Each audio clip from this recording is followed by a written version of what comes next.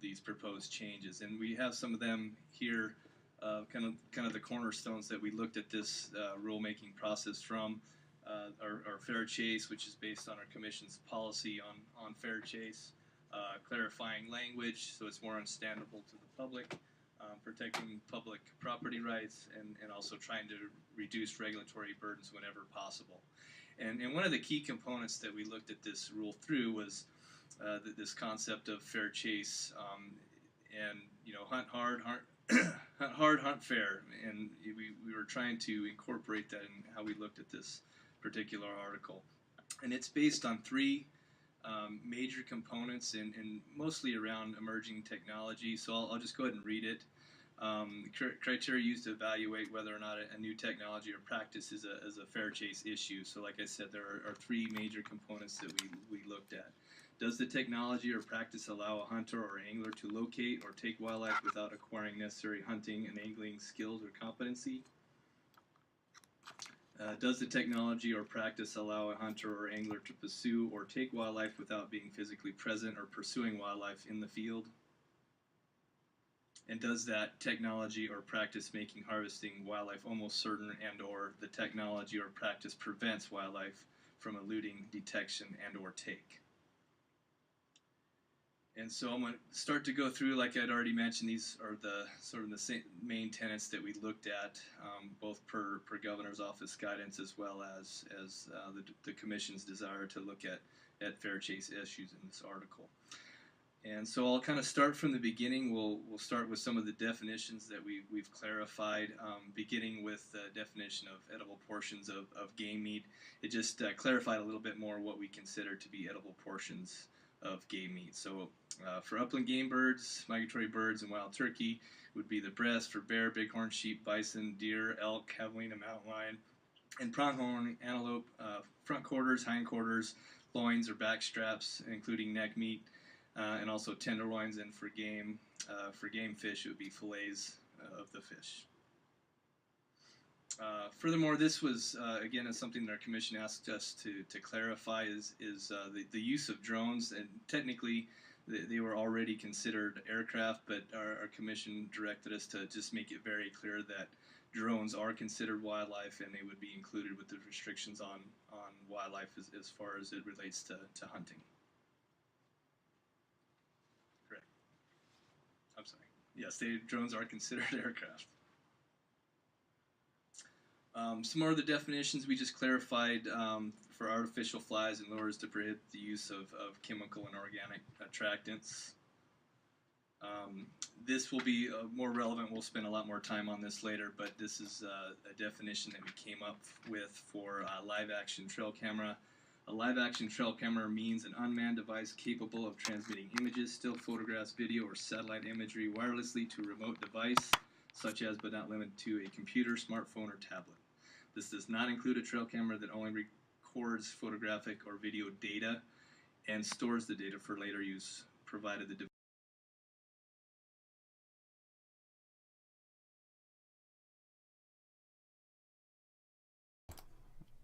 Okay, there we are. Apparently, the audio from a feed that we were monitoring was blocking all of that stuff. So we do apologize. So everybody remember that several minutes into the video is when the audio clears up. All right. Let me see here. One moment. All right. So I apologize. Let's go ahead and start that over again. Somebody mark the time. This happens sometimes when you are doing a multicast stream across different platforms. All right. I apologize. I'm Chris Lee here with LPNN, bringing you all the news that is news and none of the news that isn't, most of the time. However, tonight, apparently, we were having more audio difficulties. These things happen. You never know what's going to happen on live TV. Apparently, we were actually streaming what's going on at the Arizona Game and Fish Department over this stream instead of where it's supposed to be at. You guys can catch that going on right now if you'd like. The Arizona Game and Fish Department is doing an Article 3 rule changes public forum. They're doing a live webcast, and apparently that was actually overriding the audio for the studio. Hopefully it clears up now. All right, so a lot of people were asking about this picture that we have up here. I'll go ahead and mention it again. This is Rainbow Bridge. It's a picture that I got while we were out on the lake for 5 days on Captain Scott's houseboat. He actually was nice enough to take us out there, and I got some amazing pictures out there, and we broadcast the news while we were out there as well. It was quite nice. We actually documented a lot of that and did some of the nightly news from the houseboat. So keep an eye out for that stuff. It is in our Facebook feed. You can check out some of those videos later. All right, let's go ahead and move on to some local news here. We do apologize again for the audio issues.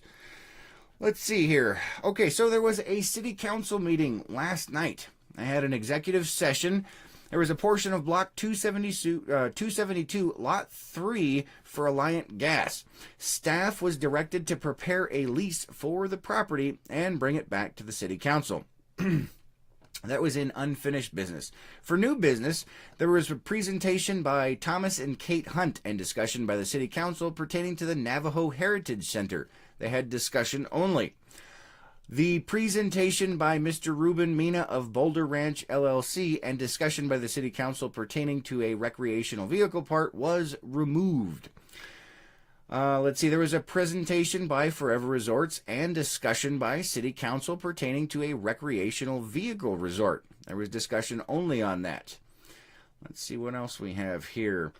I believe, okay, here, this is on that RV park from Forever Resorts. The city has received a letter of interest from Rex Moggan, Forever Resorts, regarding development of an RV resort on the city's former 9-hole golf course, and a follow-up request to make a presentation to the City Council at the March 28, 2018 meeting was also received. City staff has been providing information to representatives of Forever Resorts about the property, as well as other possible locations, and has provided a guided tour of the former golf course property. So that was that one there. Let's see what else we have here. There was an executive session for Cometco Site PRP Group versus A Square Systems Incorporated. The city attorney was directed to bring back a recommendation at the next council meeting. Let's see what else we have here. There was a discussion by the city council pertaining to reports by board liaisons. There was discussion only on that. There was an executive session on the Navajo Heritage Foundation Incorporated, aka Navajo Village. Let's see, staff was instructed to continue to negotiate a lease agreement as discussed in executive session. There is nothing else available because that was an executive session, so the rest of the information is confidential. There was also another executive session, proposed RV park near the Page Amphitheater or former golf course. Staff has been directed to proceed with the discussion that occurred in executive session, and no other further information is available as it was done in executive session and is deemed confidential. All right, let's see what else we have here for local news. We have, let's see, I know I have it here somewhere. Someone's going to bite my head off if I forget it again tonight. Let's see, we have a couple of events coming up here soon. Let's see, the 26th annual Easter festivities at Rainbow Room, for the Rainbow Room Brunch is happening on April 1st, 2018 from 8 a.m. to 2 p.m.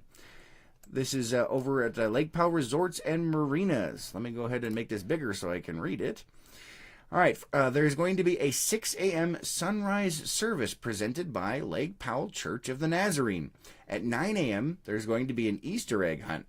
At 9:30 a.m., pictures with the Easter Bunny. From 8 a.m. to 2 p.m., the chef's specialty brunch is $32 per person, plus prime rib, eggs Benedict, and build your own pasta, dessert display, and more. There is also a specialty beverage selection.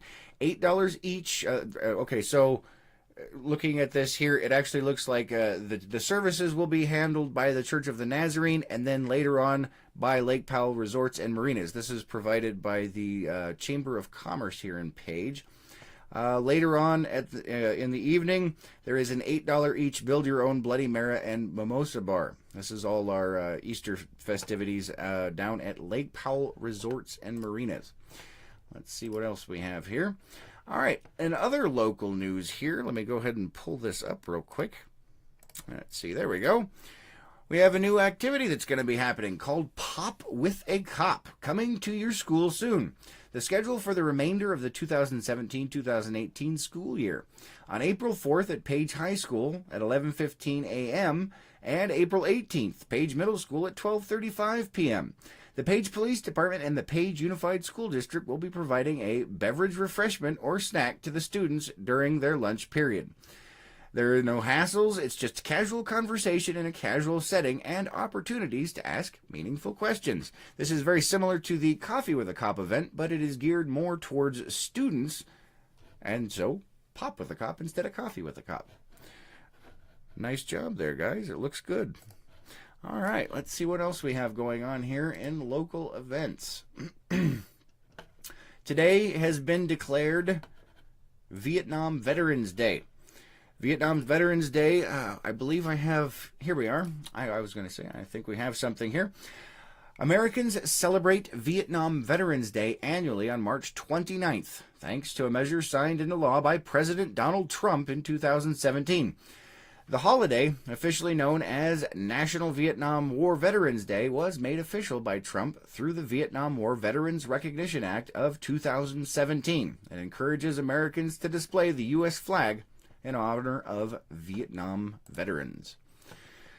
All right, let's go ahead and move on to our local calendar here. All right, so tomorrow, Friday the 29th, we have at the Page Public Library A to Z World Food Database Training.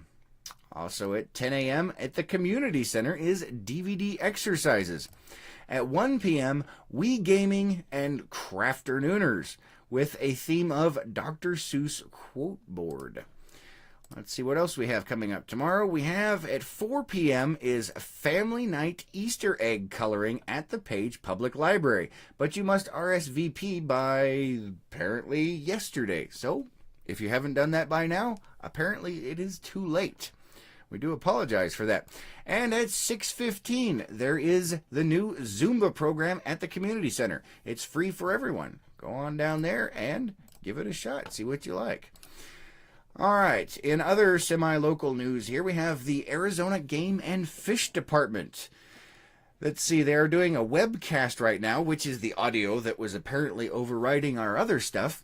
It is actually a webcast going on right now. They're doing an Article 3 Rule Changes Public Forum.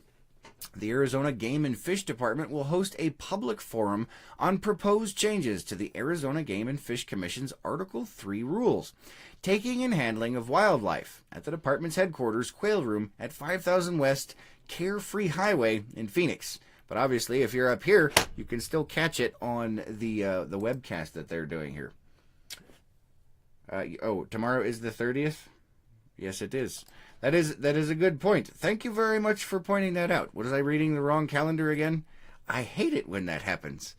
Live stuff. You never know what you're going to get. Let me double check and we'll make sure that the calendar was right.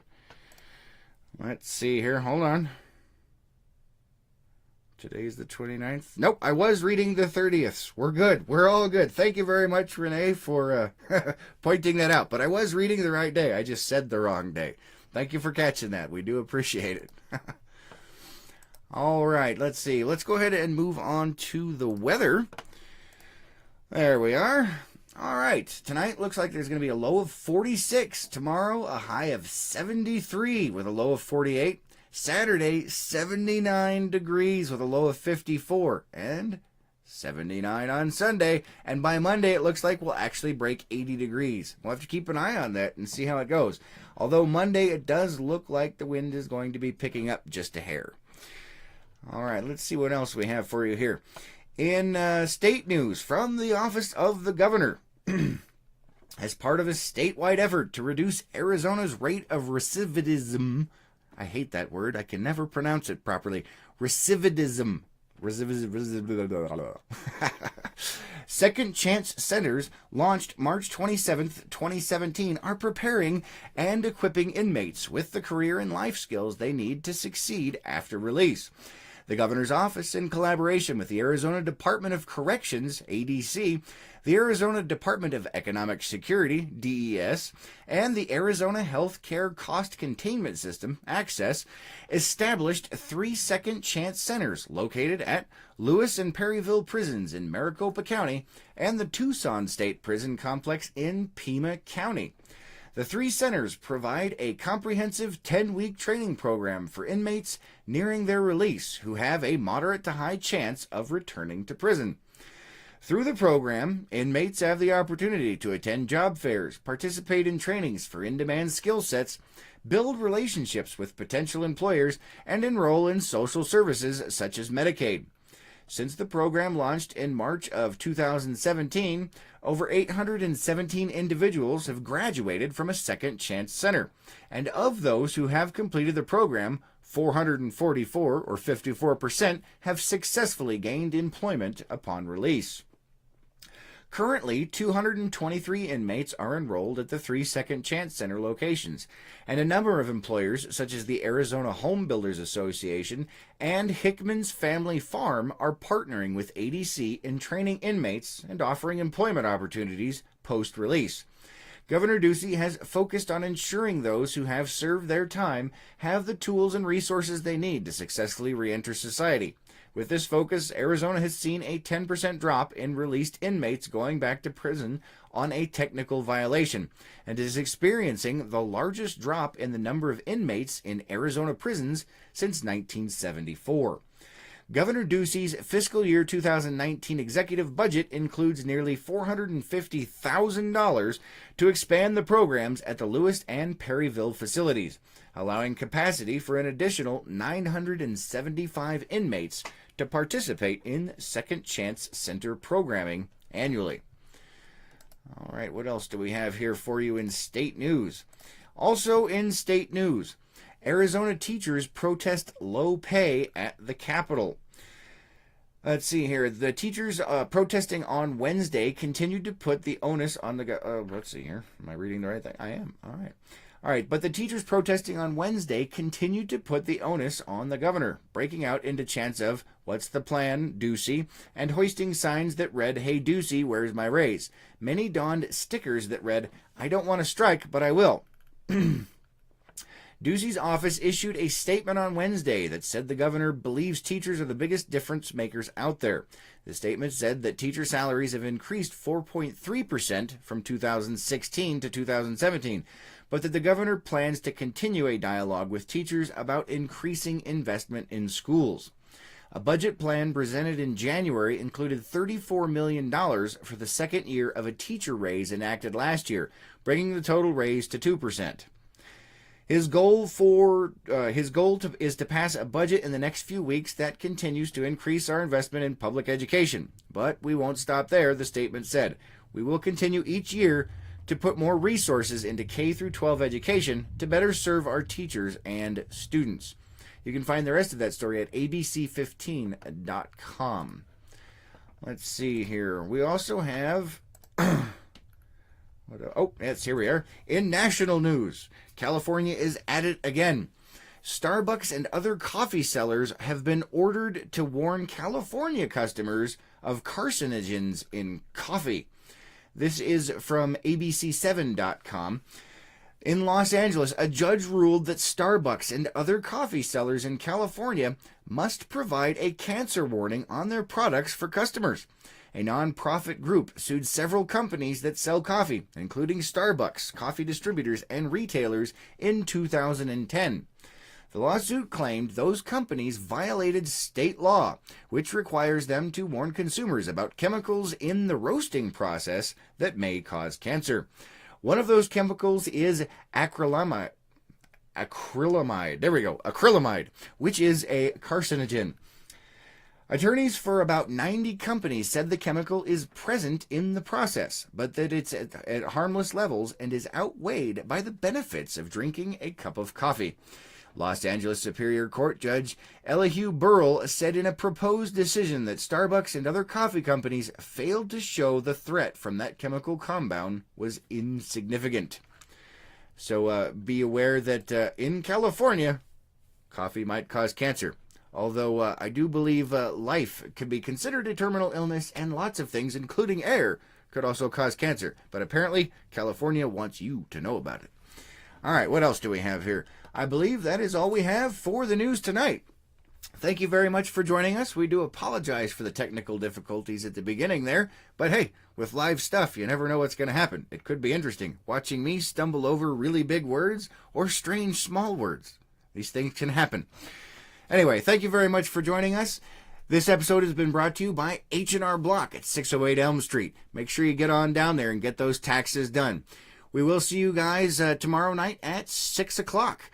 You guys have a great one.